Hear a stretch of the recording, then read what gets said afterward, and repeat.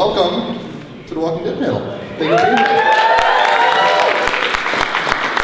My name is AJ Mazur. I'm going to be moderating this panel for you. And first, a warning, spoiler alert. Of course, if you haven't played the game yet, or if you're only a little bit ahead, I still haven't played season 2 yet, so this one's going to be new to me. But fair warning, you may be spoiled. And we have our cast.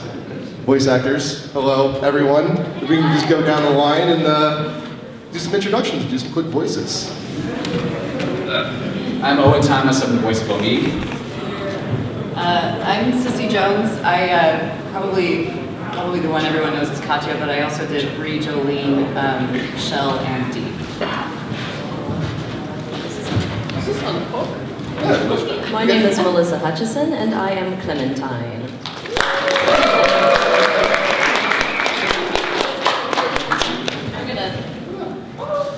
Hi, I'm Nikki Rapp. I was Lily. Although you would never know that. I'm Nicole Vigil, and I voice Carly. Yeah. I'm Eric Bra, I am Danny. You got the other mic? Oh yeah, we have another mic. There's two. I'm Rashida Glendenning, and I am Tavia. I'm Chuck Caruglis, and I'm Herschel Green.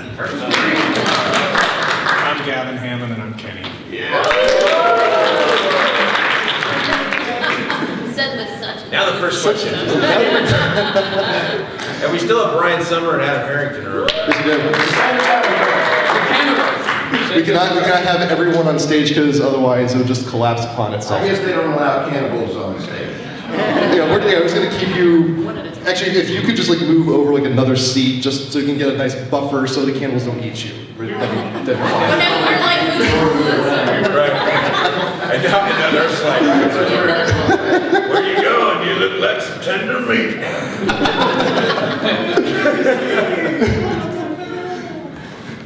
So I think first off, if we could start with just the whole audition process for the game, because Walking Dead, it's got a pretty good history to it, and a game like this is something a little bit, I would say, a little bit different for the series, and new and nice and refreshing. So, did any of you, through the process, have any difficulties, or did you have any prior knowledge of The Walking Dead? I guess I'll start. Yes. What was the question? What was the audition like, and what did you know about The Walking Dead before going into it? Personally, I hadn't yet read the comics, but I was already a fan of the show. The show was, I think, season 1 had just wrapped of the show. So when we got these auditions, I was just like, oh man, this is too cool to see The Walking Dead, to have Telltale doing The Walking Dead. And I'd done a bunch of games with them before, and they're so awesome to work with, and it was just one of those projects though where when we got the auditions for it, it was kind of one of those oh man, I really want on this game. And I don't know, I was pretty excited. How about you guys? I have to say, so I've done a bunch of auditions before for female characters in video games. And I don't know if you guys know this, but most females in video games, kind of two-dimensional, giant boobs, tiny waist, that's it. So here I get this audition for this kind of frumpy, later 30s Belgian woman, and I was like, what the deuce? And to have them, these beautifully fleshed out characters and not caricatures, was amazing. And that is all. I will piggyback upon that. In my process, I didn't know a lot about the game or the TV show. And I got the script and was reading for 2 characters, and I figured, well, I'll probably get cast for the African-American character. That tends to happen. It's not a bad thing at all. But as I was reading for both of them, I cried. I was so touched by the writing and the heart and energy that went into this, and was thrilled when I got cast. Yeah, in the same way, when you saw the auditions, and a lot of us will do these auditions from home, we'll get the scripts emailed. and we have home recording setups. The stakes were clearly very different from the audition copy here. Usually, people who compose games, they aren't so careful to put you right in the meat of a crisis in the scene, and that's something that Telltale was very adroit about doing. They gave you some really meaty parts to audition. And so I too was able to go in there without much knowledge of the show or the graphic novel, but there was just so much grist for the mill on that page that you could make something out of it in very short order.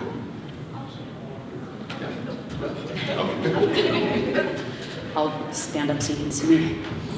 It's like playing Twister up here. Yeah, totally. There's almost more of us up here than there are of you down there. We're gonna be like a pyramid in like 10 minutes. And anyone watching the VOD on YouTube, that is totally not the case, just so you know. I know that when I got the audition for The Walking Dead, and I had auditioned, I remember auditioning for Lily and Carly, and I'm really glad with the way they casted it, because Nikki was awesome as Lily.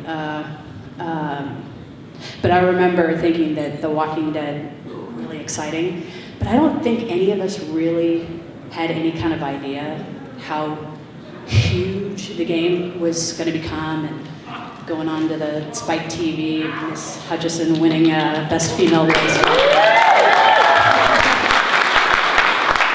2012 at the Spike Awards, and our game winning Game of the Year. So I think we were all totally caught off guard by that, and it was really awesome.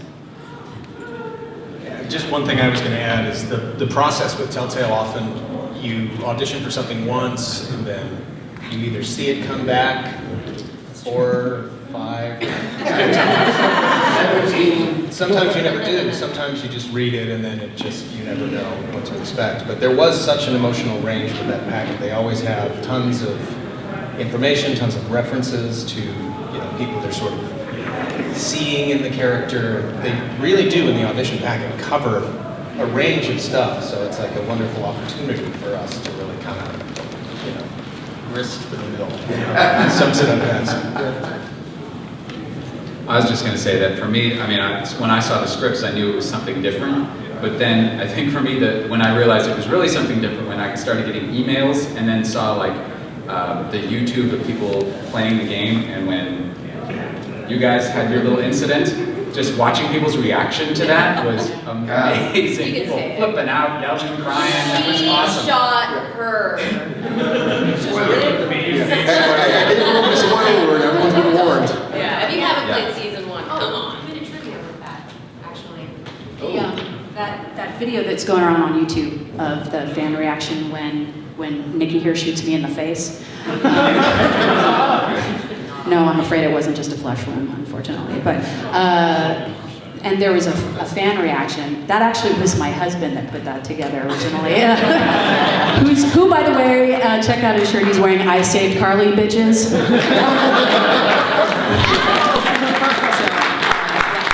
just a little bit of trivia on it. I love Walking Dead, and I'm current. I just finished 120. So for me, I was super excited, and honestly, I was in 400 days, so season 1 had kind of already been in the make, so I was just stoked to be a part of it. And we'll get to the whole people shooting other people later. But a lot of mention about emotion and difference. These are not your atypical video game characters. This is not your typical game story. There's a lot of death. There's a lot of emotion. Did any of you approach the game differently after seeing the script, after realizing that this is not the usual project I'm used to? Well, this is because of the episodic nature of this game, and it's just so dialogue rich.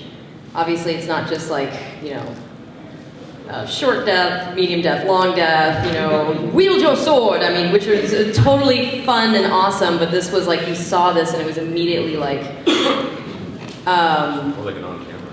yeah, it's like being in an animated series more so, and the writers at Telltale are like stupidly talented people. It's insane like how talented these writers are, and they give us such amazing I mean, as for playing a little girl, you know, the way they wrote her, they had to be very careful with that because she could have come off annoying, and that would have killed it. They wouldn't have. No one would have been okay with that. So, just getting into the emotion. Honestly, the writers really did a lot of that work because they laid it out so well for us. And kind of in the first season, you're feeling it out, you're getting into your character, and then by the 5th episode, whoever made it to the 5th episode. Again, we'll get to that later. By that time, you're already like, I mean, just when I went in to record the scene between Lee and I, by that time, I mean, I was already basically preparing for that from the minute I stepped into the studio to record the first episode. The bonds between the characters and the development was just, it was insane how, like, for us as voice actors, I can honestly say it was like one of the best acting experiences of my life. And it still is, thankfully, at the moment, fingers crossed. People ask me, like, what do you want from your, what do you want for Clementine, what do you want for your character? And I'm like, I just want her to live. I don't want them to kill her. But I don't know, I just have to give it to the writers on that, because they gave us so much awesome stuff. They gave us stuff to work with. One of the things that I loved was getting to switch from Katya, who's this wonderful, loving, caring mother, wife, person, to Jolene in the same recording episode. And Jolene's crazy. She's fucking crazy.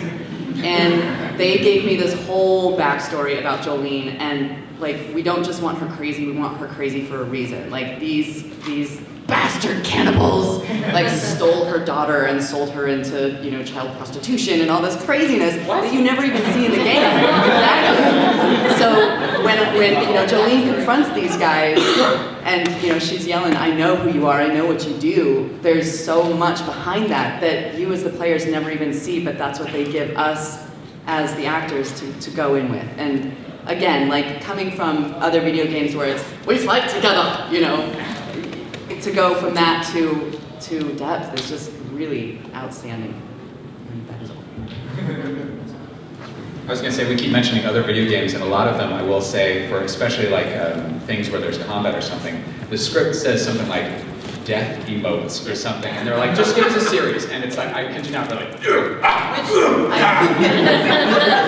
Death screams are a combination between sex and poop. Yeah, it's kind of obscene.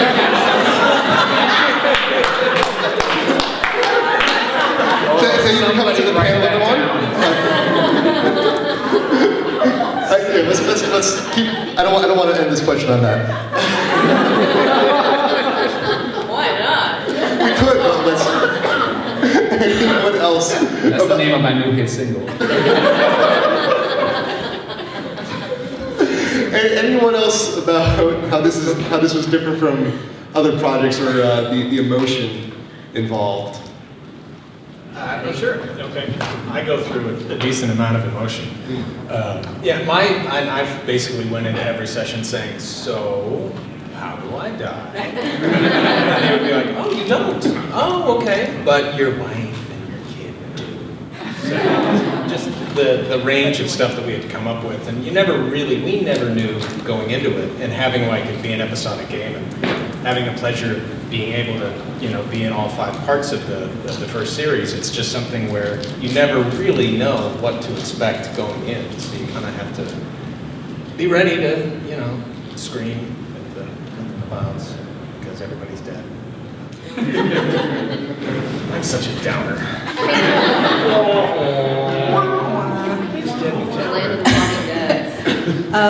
As far as the range, my character ended up, she actually was different than she appears in the game. She ends up leading them at the end, those who choose to go with her.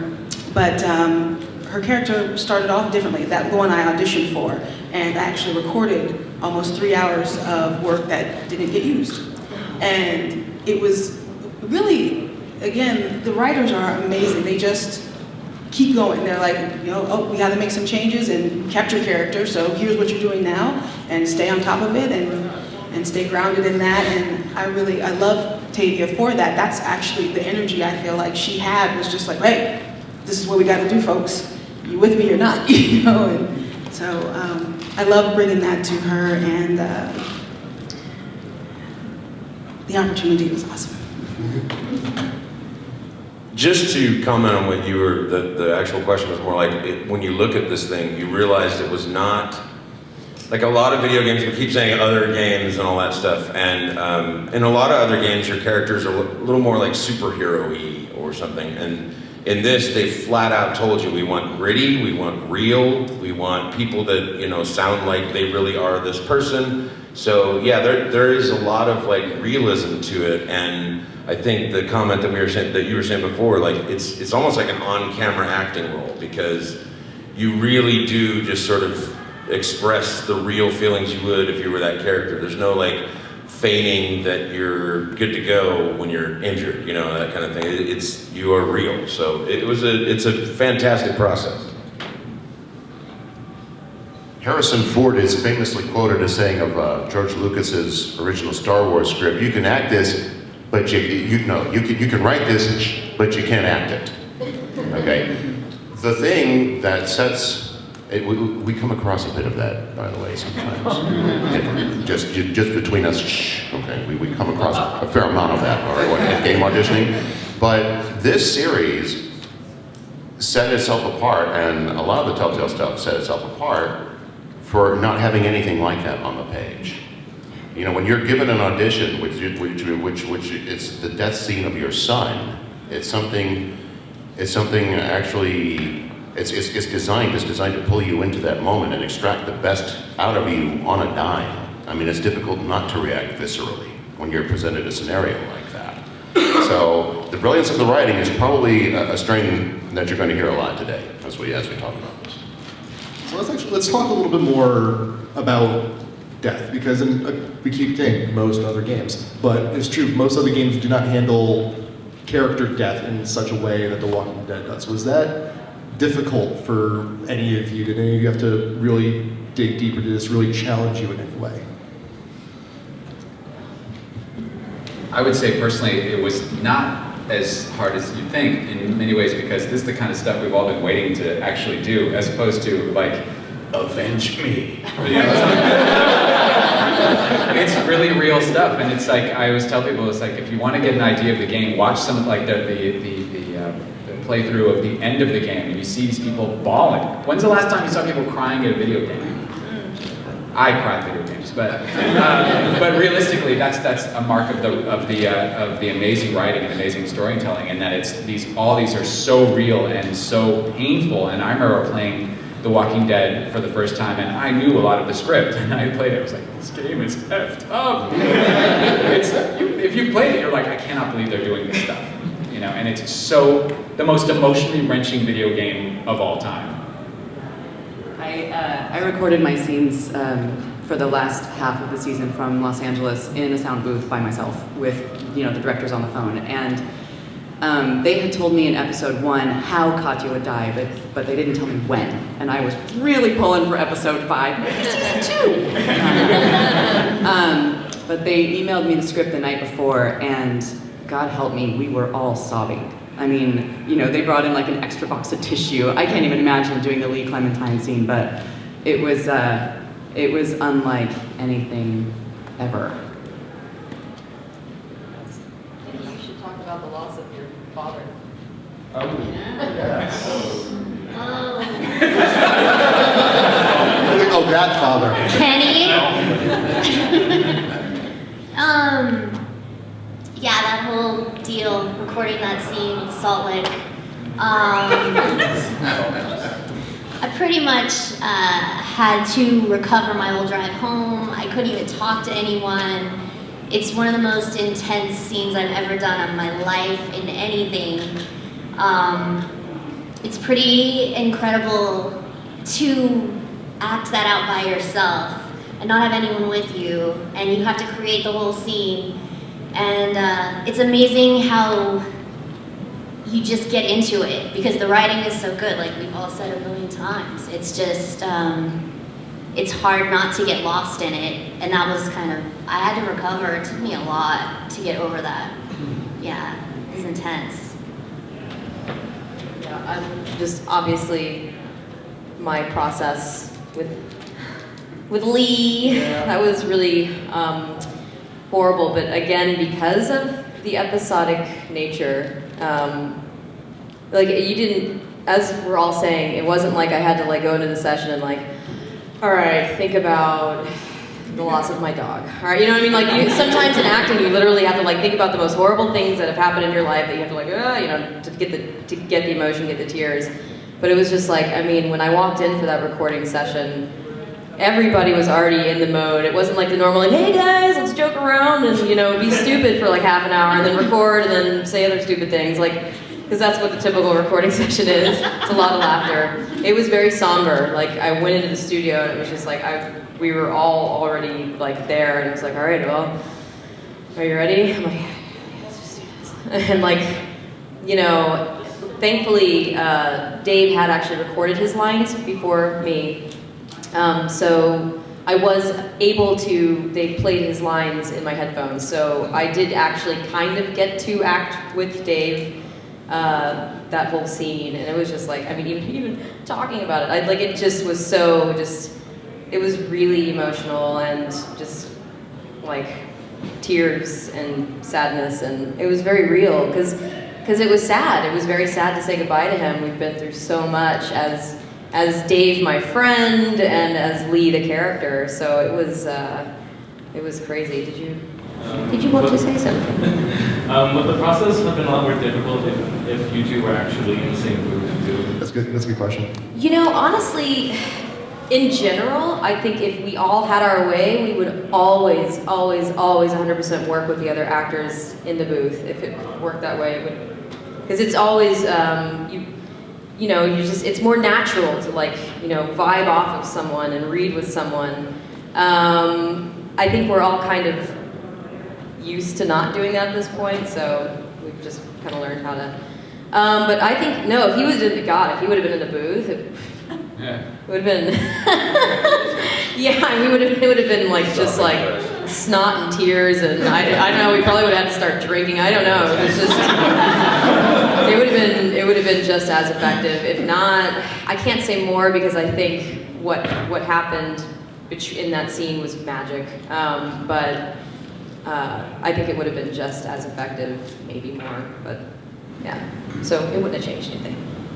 And we never record anything together, by the way. Yeah. No characters ever did anything together as far as I know. And I think that again, the writing of this game and the acting of this game really speaks to the fact that because we all recorded solo, but then we all met after the process, and this odd created tragedy made us all friends. It's like, because most other video game actors you never meet, you never know, or you could meet them somewhere and be like, oh yeah, we were in that game together, nice IMDb credit, all right, cool. These people, we hang out, we're friends because of this experience, which I think is remarkable. And I do want to get a little bit away from so depressing. So let's talk about your individual characters and death. Is any... no, I'll get somewhere. Is anyone playfully bitter about your own character's death? Is there any rivalries? Is there any fun banter between you two? Go for it.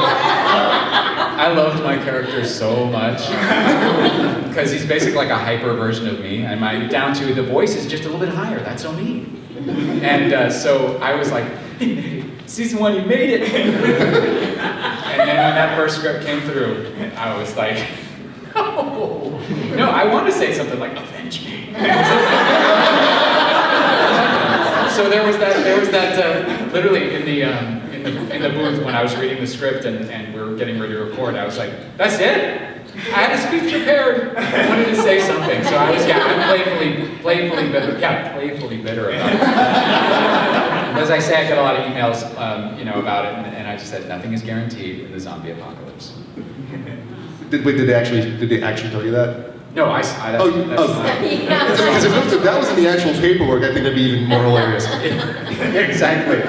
But that's the whole Walking Dead is like, when is it coming? When is it coming? And how is it coming? how bad is it going to be? Yeah. How many intestines do you see? Is it going to be gruesome? Is it going to be stupid as hell? Playfully bitter. Out of the 5 characters that I voice, all but one of them are dead. And so I have some friends on Twitter that are starting a 1 in 5 survives. We're really hoping Shell from 400 Days makes a comeback somewhere. So 1 in 5 survives. Make it happen.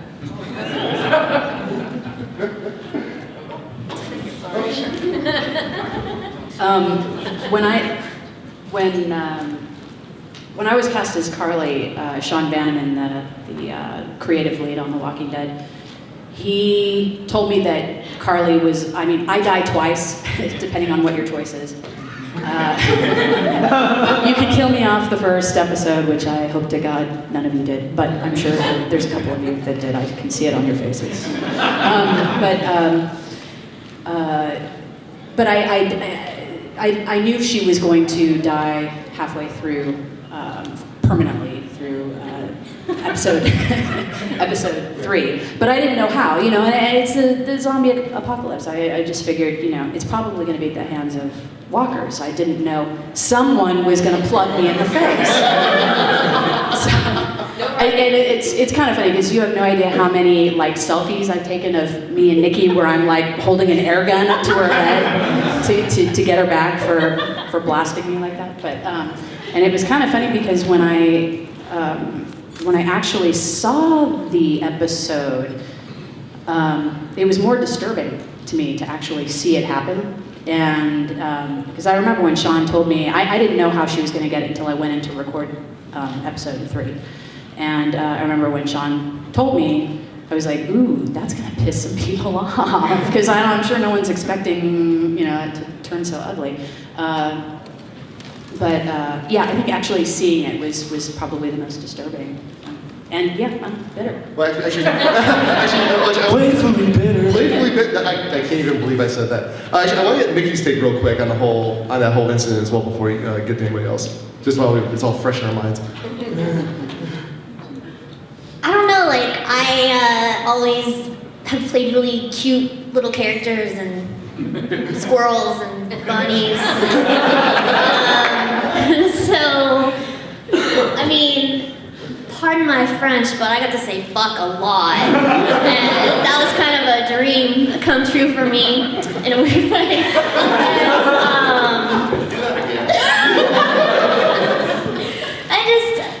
It was intense, because I wasn't really sure what was going to happen, and when I went in and did that session,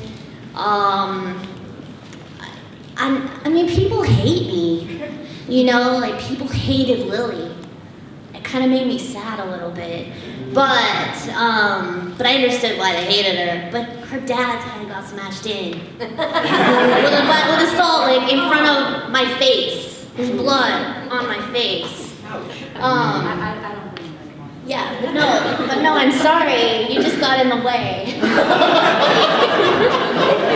Yeah. You see, she actually wanted Lee, and Yeah, it was just really intense.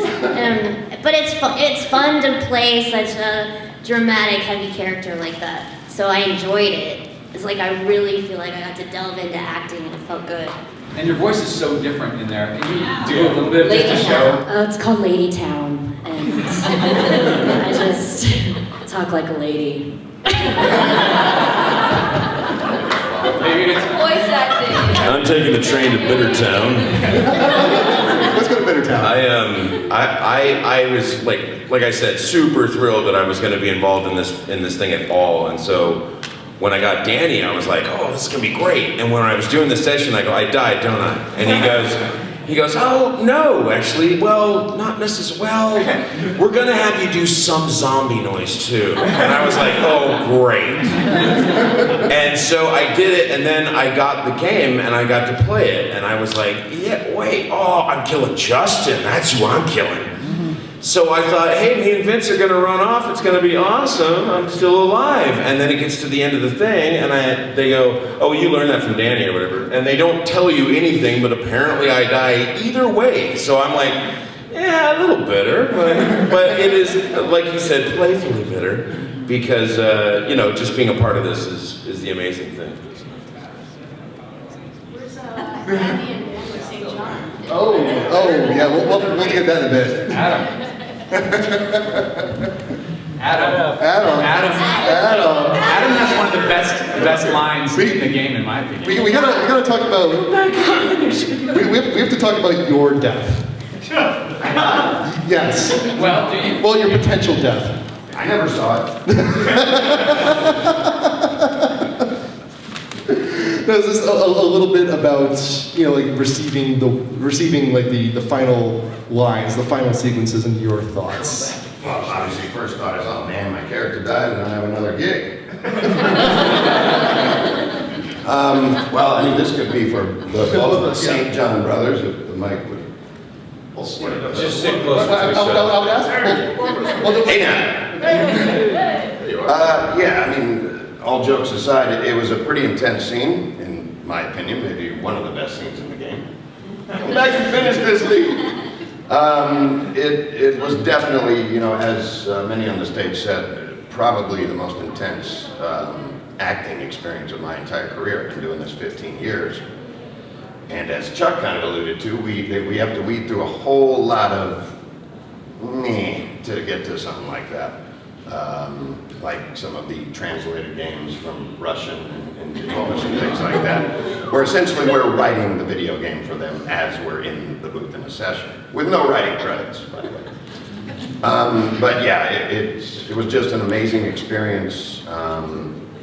Definitely a lot of emotions that I had never had to draw from, ever in my career, that as I move ahead, I will remember, because, you know, sometimes as an actor, you have to lift up writing that's sort of mediocre and give it a little oomph. Not the case with Telltale. It's almost, I often say in interviews, it's more like playtime than work time when you go into a Telltale game session. It's, you know your character is going to be well thought out. You know your character is going to be funny, annoying, just evil as all hell. You know, whatever they're looking for, they do it right, and it's just up to us to read the words and do it right, and not screw up writing that is just awesome.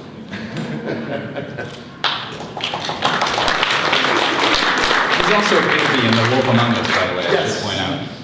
That is true. Big hit, Mr. Adam Harrington. I'm Brian Summer. I voiced Danny St. John in episode 2, season 1. And in season 2, I voiced Pete. I have made a fairly healthy career out of voicing some very bad people, which is all kinds of fun. So, in this particular episode, we're talking about regrets about our character dying. Let's look at the facts of this particular game. You're playing a character who is trying their best to survive a zombie apocalypse, right? Where your character, at every turn of the game, has a very good possibility of being eaten, right? So as you're going through this game, who do you come across? A family of cannibals! Come on! What are the chances? Jesus Christ! So when Danny St. John finally took a pitchfork to his chest, I said, yeah, absolutely. I had no problem with it.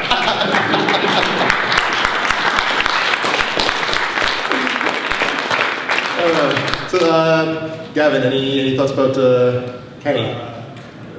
No. Okay. All right, we're good. We're done. It was very clear at the end of episode 5, because I did a lot of growling and death and groaning and spitting up and that sort of thing. And then when we actually went to the rap party, we did a pickup session after that where it wasn't as clear if I was dead or not. And then There's like a. when we went to the rap party, something that was really funny was Sean Vanneman, who we've talked about before, told me, came up, he's like, I erased all your death audio. I was like, what? He's like, yeah, I just threw it all away. I was like, oh, okay, cool. And then the engineer Jory says, oh, I still have it. we're going by soap opera rules. If you don't see a body, maybe. Who knows? Do we have any questions? Yes. Yes. Let's get your mic here. Out of We'll try. Okay. Out of all the season 1 episodes 1 through 5, I'm also directing this at the 400 Days actors as well. Which episode was your favorite for each one of you? Favorite episode? 3 for me. 3 for me too. Three, 5. The Lee and Clem thing, just Yeah. sitting there bawling at my computer. Oh God, no. Kind of a combination between 3 and 5. I mean, Melissa's scene with Dave Fennoy was just, it was insane. I think everybody cried. And if you didn't cry, you're dead inside. But I mean, episode 3, there was so much death and despair. I mean, everybody bought the farm in episode 3. I mean, it was such an action-packed episode. Everyone bought the farm despite the previous episode not being on a farm. Yeah, exactly. I loved episode 3. I thought episode 5 was outstanding. For me personally, 400 Days was very cool for me. I was pregnant, and during my last recording session, I was actually in labor. So when you see Dee getting her face smashed in, I'm actually in labor saying those words. My last recorded word before going to give birth to my child 3 hours later was, "You fucking junkie."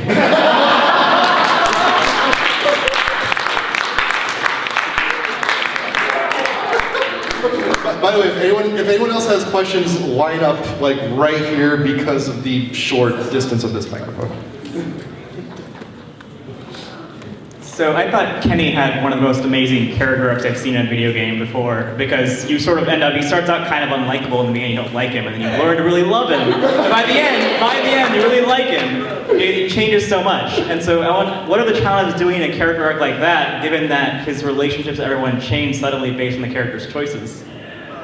Well, it's a lot of fun. And I mean, like Adam was saying, it's basically our job to just not get in the way of the script. And so for me, it was just a pleasure to have the range, you know. I mean, we still covered, like, you know, Kenny hating Lee at the end of 5 and being, "Oh, this is why you're not coming on my boat," or something like that. I didn't play it, sorry. But, you know, just the way that it all plays out. But it was a lot of fun just to have to cover that and be like a, in theory, decent guy who's just sort of looking out for his family. And if you're nice to him, then you're on the right side. And if you're not, then, yeah, you want Kenny to get, you know, shot in the face by the way.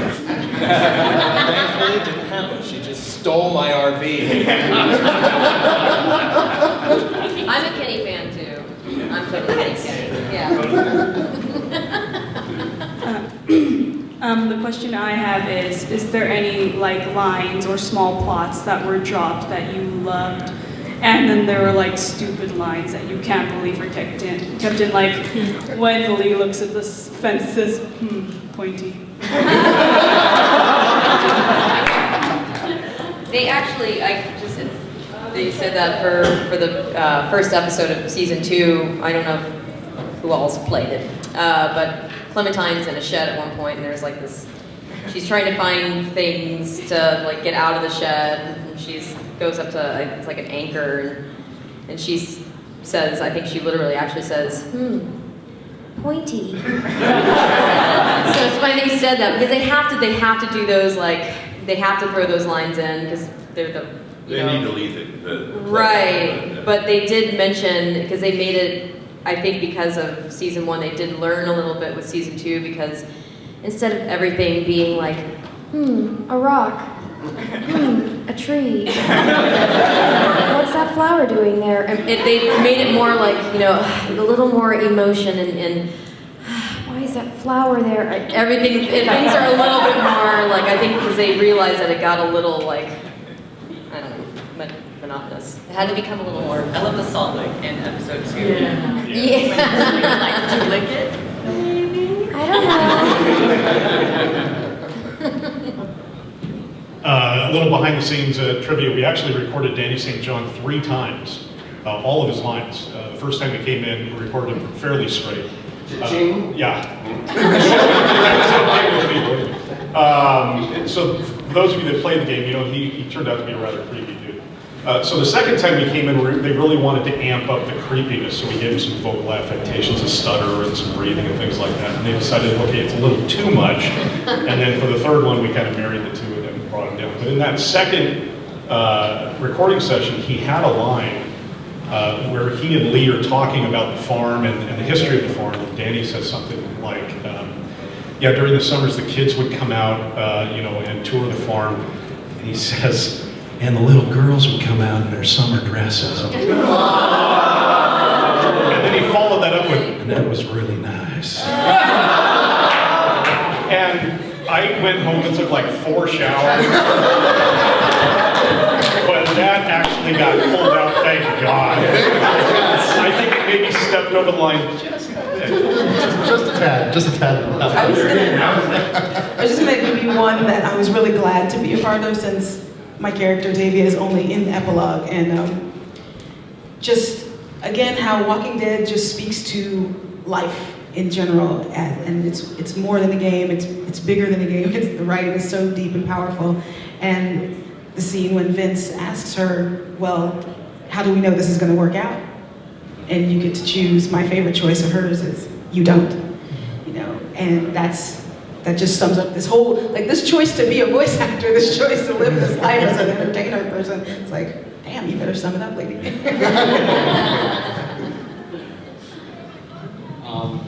You guys talked about how acting in this was kind of similar to acting in an animated series, but I mean, a major difference is that the player can choose what some of the characters say or how they react differently. So how was that different from working on other video games, and if you've worked on other non-video game projects? I would say that the craziest thing about it, and I'd say the lion's share of here, YouTube, that you have to do not only the lines for that scene, but every possible scene that could come from that, and it goes on and on and on. And some of it, it's like you can't even remember what's happening. And then I had one particularly very long day, and I thought about you guys. I was like, my God, that's a lot of lines, and each one, they're all so emotionally wrought that it's definitely. It makes you feel a little schizophrenic, I don't know, not really, but literally one response is like, sure, and the next response is, I don't think I want to. The next response is like, you can go to hell. You know what, I don't think Clementine ever says that, actually. She might, maybe further on in the seasons. Yeah, she's becoming more jaded. So yeah, and we literally don't, it's not like we do let's do all the fun, happier ones first. Literally we do we do them right one after another. So you really have to jump in your head. Did the folks at Telltale give you guys a lot of context for each of those ones that's based on? Yeah, I was just going to say that they generally give you context for the line, and on many occasions you don't really know what's going on in the story, because it's you're mad at them.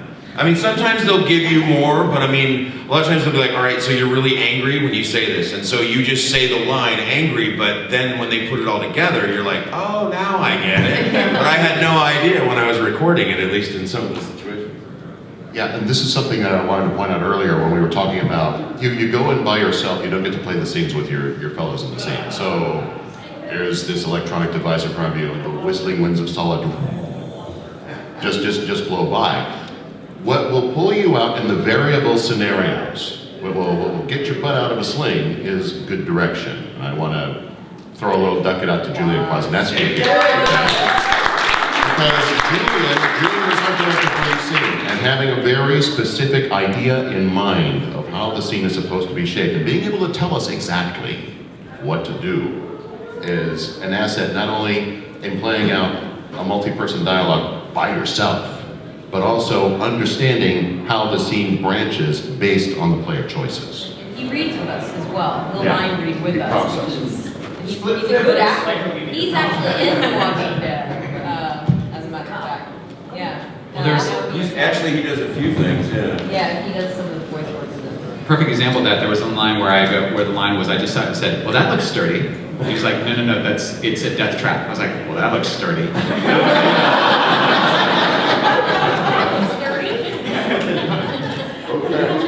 Yeah, one more? Yes, I was wondering, I thought all your performances were great. I just played through the game this past week because hearing all you coming over for this convention, so it's fresh in my mind. That said, I have to wonder, what separates a scene like a scene where someone's head gets smashed in by a salt lick? What's the line that separates that, keeping it from being unintentionally humorous as opposed to dramatic? It never felt funny when we were doing it. Again, I think that just goes to the direction. You know, the writers and the team at Telltale and Julian have such a clear picture of what they want to convey. And, you know, they tell us, look, this is your line. This is what's just happened. How would you, as you, react to this situation?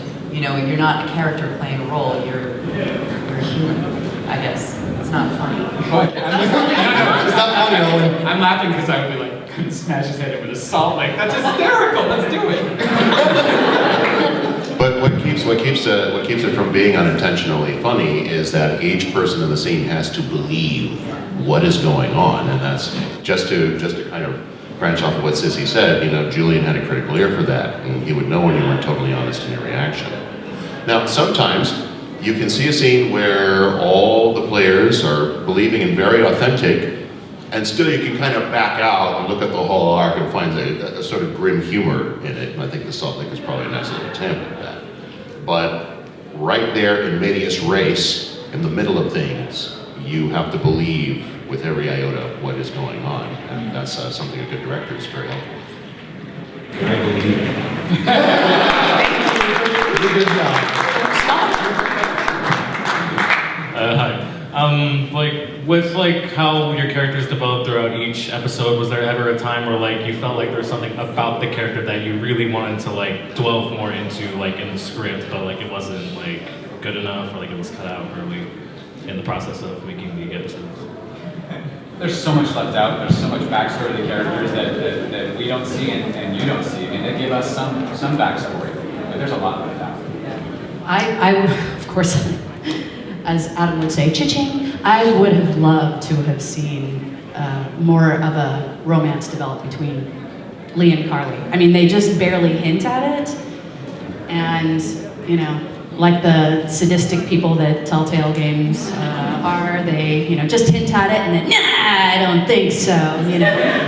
So. What was PewDiePie's reaction to you? He was like, I was gonna get paid! Yeah, PewDiePie, yeah, he was like, oh man, I had a chance with her, I was gonna get paid.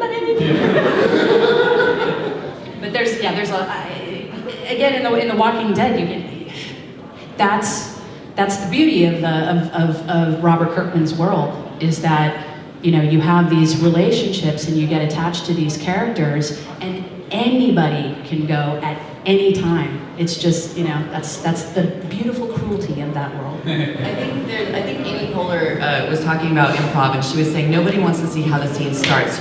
No one wants to see you jumping out of the plane. They want to see you in the air. You've already jumped. So for all of these characters, you're kind of dropped in at different times in their lives. You have no idea what happened before they jumped out of the plane. And I think there's so much there that you can pull from or make up yourself or not care. I just really wish I had some closure. I wish, like, I would have had a death, or, I mean, I don't want to die. Like, Yeah, no, but I wish I had something so I knew there was a final, like, thing with Lily, you know? Yeah. There's actually a comment made by one of my friends saying it's like, because like of the season 2 episode 2 trailer saying like, oh, I think Lily's gonna come back and like all that, and so like I know you guys probably can't like reveal anything yet, so. Buy him a few drinks. Like we said earlier, soap opera rules. If you didn't see a body, maybe. And they don't tell us. I mean, Yeah, he's gonna say that. Like for when Omi did season 2, I walked in there, saw the script, and I was like, oh. That's when I found out. And that's the thing too, is like they actually do that, from what I understand, the same way with the TV show. Like they'll intentionally like delay the scripts. They will only give them so far ahead, and they'll usually find out like sometimes like the day of or a day or two before. It's like, oh, damn it. Yeah. Yeah. So I think we're about ready to wrap up. Are there any last words? Any last comments before we break out of here? Well, I think on behalf of all of us, my God, thank you all so much for this game is such a special product, and to get all the love from the fans of the game it's such an honor, and it's very humbling, and we're all very grateful. Thank you. Yeah. And of course, well, And stars. And stars. Absolutely, thanks to Telltale. But also, our good friend Dave Fenoy, who voiced Lee, he couldn't come up, but incredible actor, incredible person, and I'm sure we'll be joined by everybody else in saying that it was an honor to work with the guy. We love you, Dave.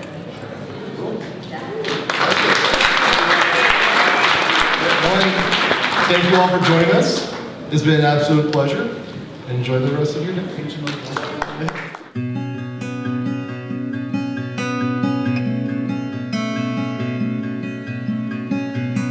I don't know much about you folks, but y'all keep going on like this, and that girl ain't gonna make it. You gotta consider her a living person. That's it. You're either living or you're not. You ain't little, you ain't a girl, you ain't a boy, you ain't strong or smart. You're alive.